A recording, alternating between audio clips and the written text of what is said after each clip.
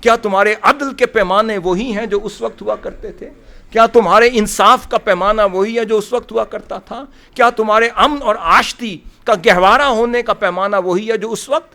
کیا اپنے آ جائیں اس وقت تم اپنوں اور پرایوں میں سیدنا علی کرم اللہ وجہ ہوں، سیدنا عمر فاروق کی عدالت ہو تو فیصلہ وہی ہوتا ہے، خواہ یہودی ہوں یا علی مرتضیٰ ہوں، جو حق کا فیصلہ ہے۔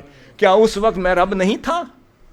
جب یہودی جیت رہا تھا، سیدنا علی کرم اللہ وجہ ہار رہے تھے، کیا اس وقت رب میں نہیں تھا؟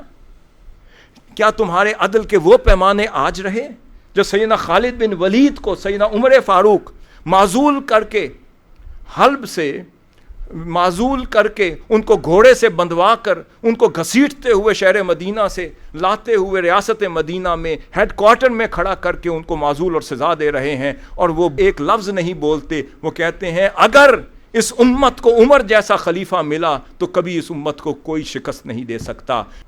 جیسے میں اس وقت رب تھا، کیا آج تم ویسے میرے بندے ہو، میرے محبوب کی امتی ہو؟ اب فرمایا کہ اس وقت کے پیمانے دیکھو کہ اس وقت ایک پورا والی ایک گورنر کو معزول کر کے، اور وہ بھی انصاف کے تقاضوں کے مطابق سر تسلیم خم کیے ہوئے ہیں۔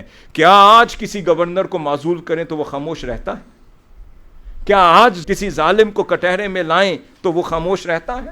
گورنر مصر کے بیٹے نے کسی غریب زادے کے ساتھ ظلم کیا اور وہ ریس میں سبقت لے گیا، اور پھر اس چھانٹے کے ساتھ اسے سزا دی، اسے مارا، اور پھر وہ آ کر سیدنا عمر فاروق رضی اللہ عنہ کی بارگاہ میں آیا۔ اس نے کہا کہ گورنر مصر کے بیٹے نے میرے ساتھ ظلم کیا ہے اور مجھے اس نے درہ مارا ہے۔